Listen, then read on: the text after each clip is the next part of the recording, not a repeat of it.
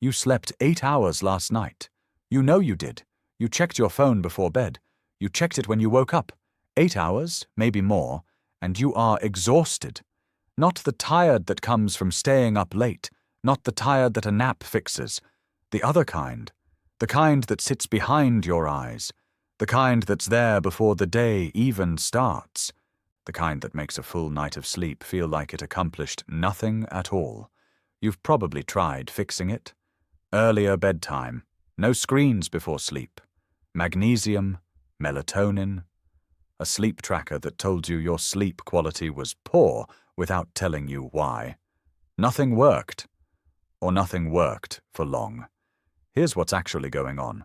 The problem is almost certainly not how much you're sleeping. It's what's happening during the sleep you're getting, and what's happening to your nervous system during the 16 hours you spend awake. By the end of this, you'll understand the specific mechanisms behind this kind of exhaustion. Not the surface-level advice, the actual biology, and why fixing it requires understanding something most sleep content never touches. There's a researcher named Matthew Walker. He's a neuroscientist and sleep scientist at the University of California, Berkeley, and he spent his career studying one question. What does sleep actually do? Not the obvious answer, not rest, the precise biological function of sleep, what the brain and body are doing during those hours that cannot be done any other way. His answer changed how the scientific community thinks about fatigue. Sleep, Walker's research shows, is not a passive state. It is one of the most metabolically active periods of the human day. During sleep, the brain runs a cleaning cycle, a system called the glymphatic system, discovered only in 2013 by Maaken Nedergaard at the University of Rochester, activates almost exclusively during sleep and flushes toxic byproducts from the brain. One of those byproducts is beta-amyloid, a protein associated with Alzheimer's disease. Another is adenosine, the chemical that accumulates in your brain throughout the day and produces the feeling of sleepiness. The heavier the adenosine load, the more pressure your brain feels to sleep. Caffeine, for what it's worth, does not remove adenosine. It blocks the receptors that detect it. The adenosine keeps accumulating while you feel artificially alert.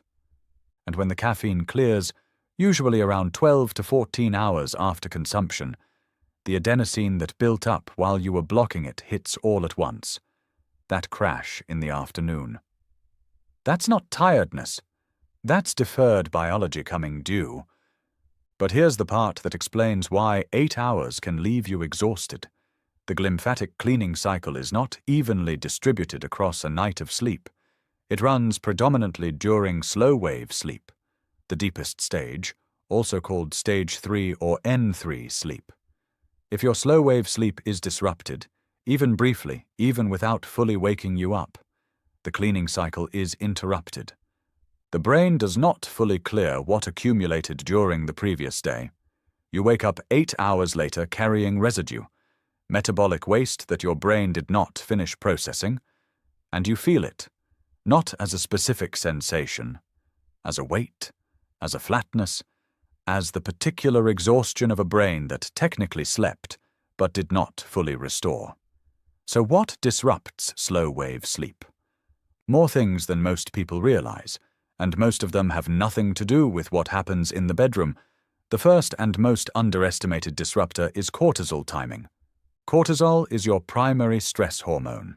In a healthy rhythm, cortisol should be at its lowest point around midnight and begin rising slowly toward dawn, peaking in the early morning to prepare your body for the demands of the day.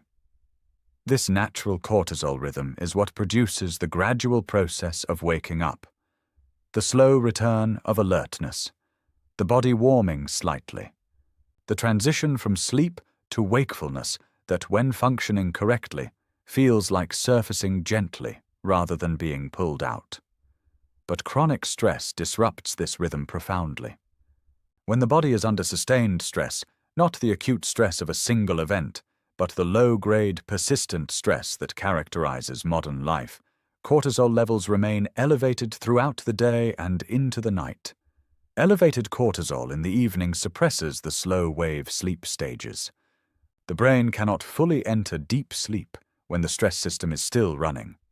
The nervous system remains in a state of background activation, not alert enough to prevent sleep, but activated enough to prevent the deepest stages of it. A 2015 study published in the journal Sleep tracked cortisol levels in participants with chronic work-related stress.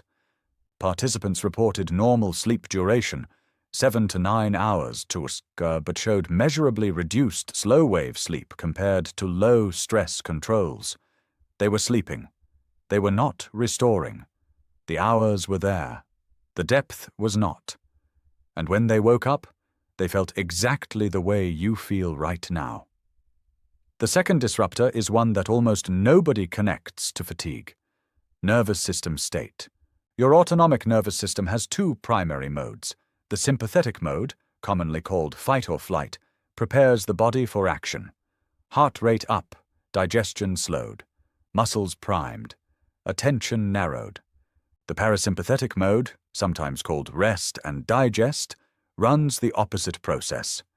Heart rate down, digestion active, muscles relaxed, attention broad.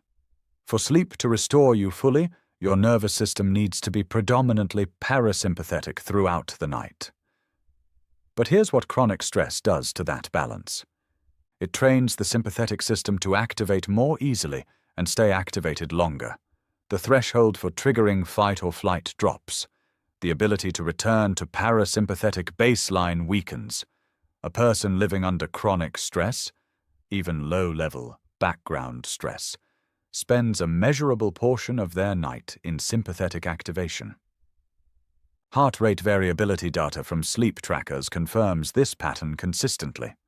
The body is technically asleep, but the nervous system is partially on guard. It's the biological equivalent of sleeping with one eye open. You complete the hours. You do not complete the restoration. Researcher Stephen Porges at Indiana University spent decades developing what he called polyvagal theory, a framework for understanding how the vagus nerve mediates the shift between sympathetic and parasympathetic states. His finding was precise. The capacity to enter and sustain deep parasympathetic states, the states necessary for genuine rest, is not fixed. It is trainable, and it degrades without maintenance, just like any other biological capacity. People who live in sustained high-stress environments gradually lose the ability to fully down-regulate. They go to bed activated, they sleep activated, they wake up activated, and they call it insomnia, or poor sleep quality, or just being a light sleeper. What they are actually experiencing is a nervous system that has forgotten how to stop.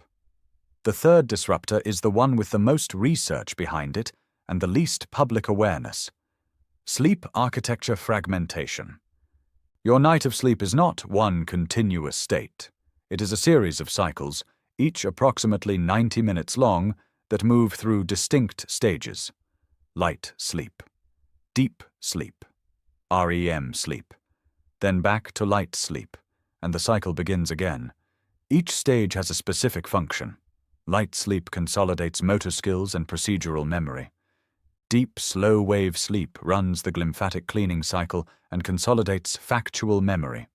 REM sleep, the stage associated with dreaming, processes emotional memory, integrates new information with existing knowledge, and regulates mood. A full night of sleep cycles through approximately 4 to 6 of these 90-minute cycles, but the distribution of stages is not even across the night. The first half of the night is dominated by deep, slow-wave sleep. The second half is dominated by REM sleep, which means the two halves of your night are doing fundamentally different things. And disruptions at different points in the night rob you of different things. Wake up an hour earlier than your body needs, whether from an alarm, a noise, or simply stress-induced early rising, and you lose a disproportionate amount of REM sleep. Not just a little less. A dramatic reduction. A 2017 study at the University of Michigan found that reducing sleep by 90 minutes, from 8 hours to 6.5, reduced REM sleep by approximately 25%. REM is concentrated in the second half of the night.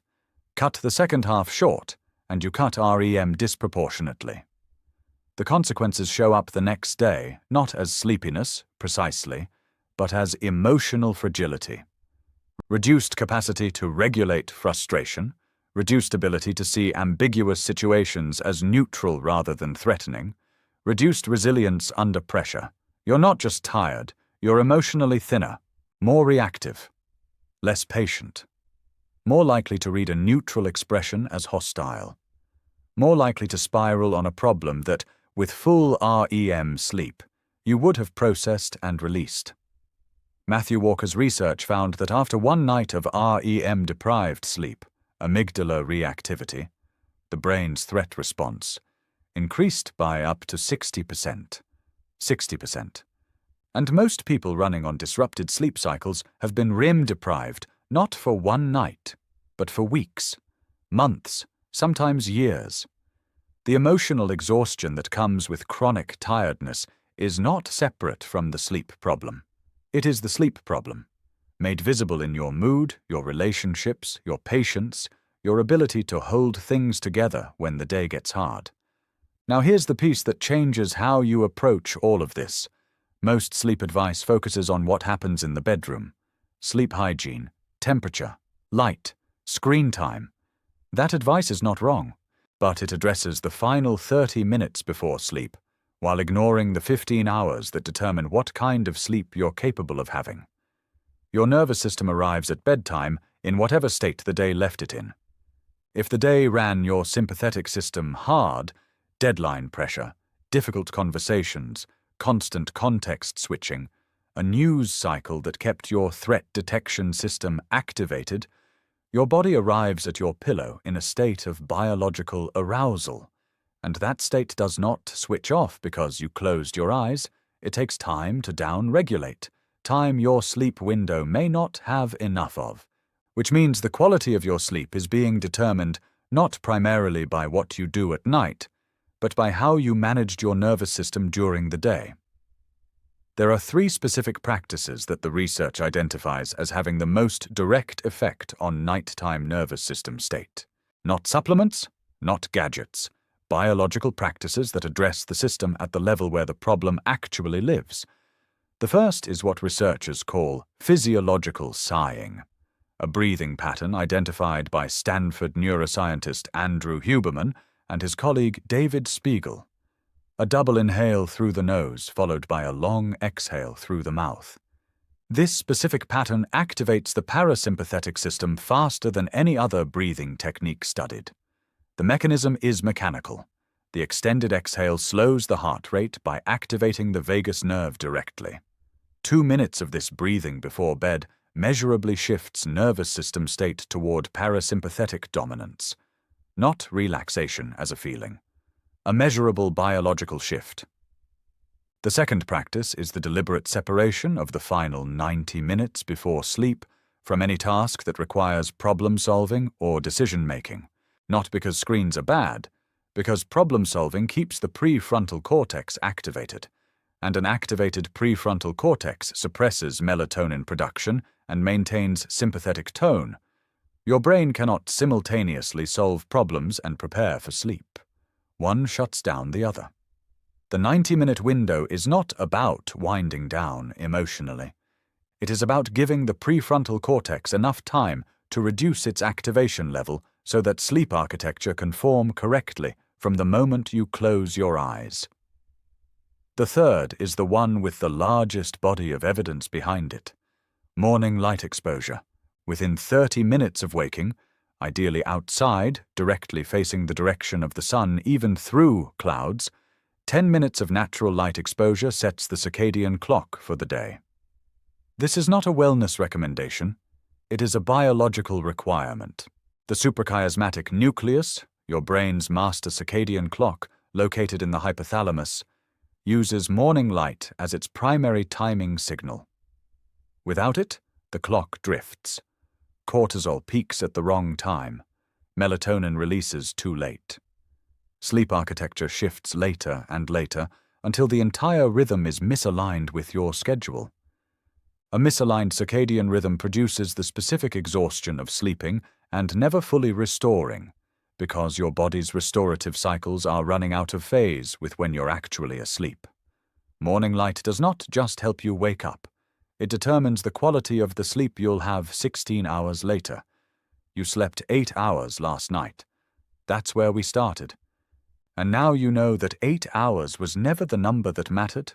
What mattered was whether those 8 hours included sufficient slow-wave sleep to run the glymphatic cycle, whether your nervous system was parasympathetically regulated enough to allow deep sleep to form, whether your sleep architecture completed its REM cycles without disruption, whether your circadian clock was calibrated correctly to time the restorative processes to the hours you were actually asleep. The number of hours is the easiest thing to track. It is also the least predictive of how you feel when you wake up. The exhaustion you carry is not a mystery. It has a mechanism, several of them, running simultaneously. In your cortisol curve, your nervous system tone, your sleep stage distribution, your circadian alignment. None of those things are fixed. All of them respond to specific, targeted interventions. Not more hours in bed, better conditions for the hours you're already there. You are not broken. You are not just someone who needs more sleep. You are someone whose biology has been running in conditions it was not designed for. Chronic stress, artificial light, disrupted rhythms, a nervous system that never fully learned to stop. That can change. Not overnight. Gradually. Systematically. Starting with the hours before you ever close your eyes. The sleep is waiting. You just have to stop blocking it. If the science behind how your body actually works matters to you, the real research explained without the noise, subscribe.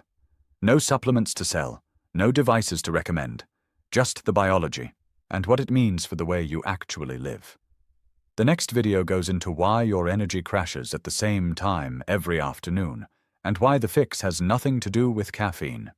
Hit subscribe. That one's worth watching? There is one more layer to this that connects everything together, and it is the one that explains why some people fix their sleep hygiene completely. Blackout curtains, consistent bedtime, no caffeine afternoon, and still wake up exhausted. The nervous system has a memory, not a cognitive memory, a physiological one. Years of elevated cortisol, years of sleeping in a low-grade sympathetic state, years of the body treating nighttime as a period of reduced threat rather than genuine safety. That history leaves a mark on how the nervous system operates by default. Researchers call this allostatic load. It was first described by neuroscientist Bruce McEwen at Rockefeller University in the 1990s. Allostatic load is the cumulative biological cost of chronic stress. The wear on the systems that regulate cortisol, inflammation, nervous system tone, and sleep architecture.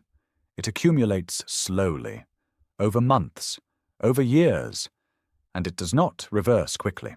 A person who has been running in high-stress conditions for 5 years cannot undo that allostatic load in 2 weeks of good sleep hygiene. The nervous system needs time to relearn what safety feels like.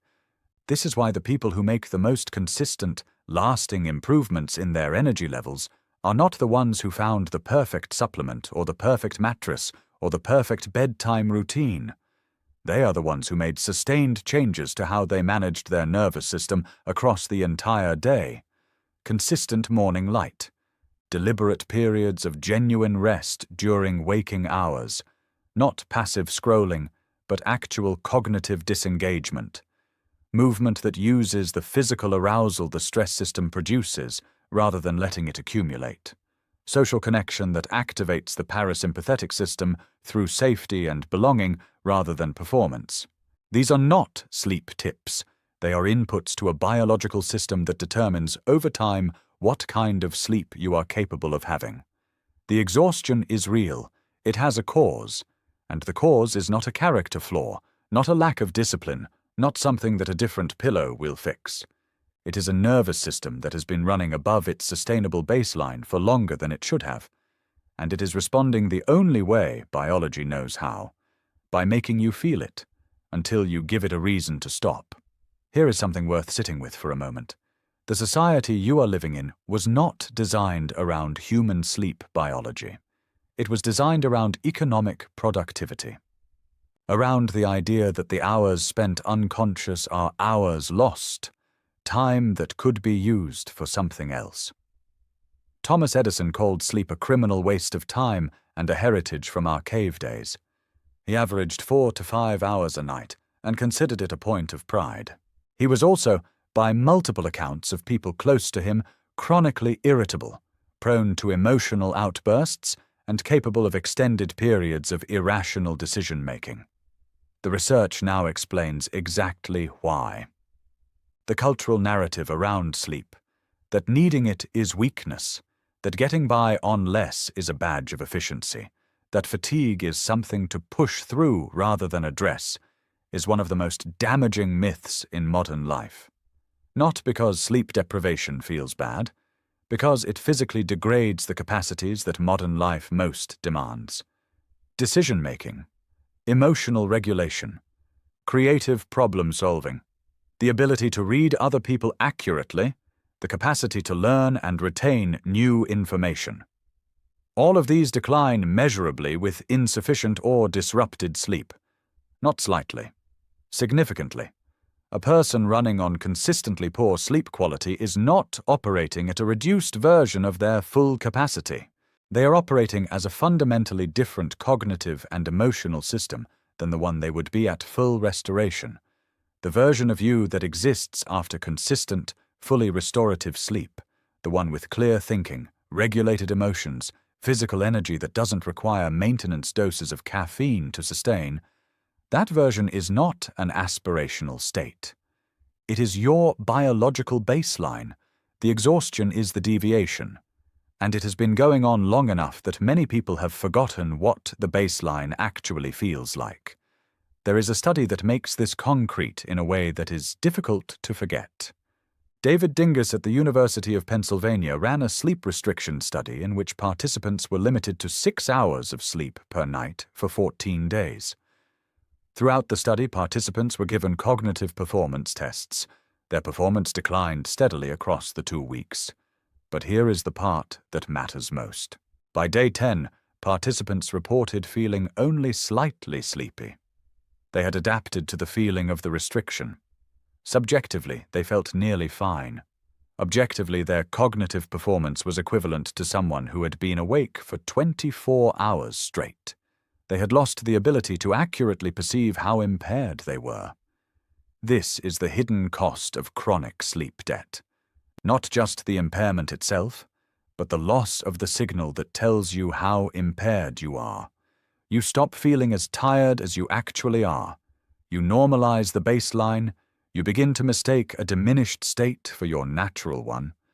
And you spend years, sometimes decades, operating below what you are actually capable of, without knowing it, because the tiredness became the background, and the background became invisible. That is what makes this particular problem so easy to overlook and so important to understand. The sleep you have been getting is not enough, not in the ways that count. And now you know exactly why.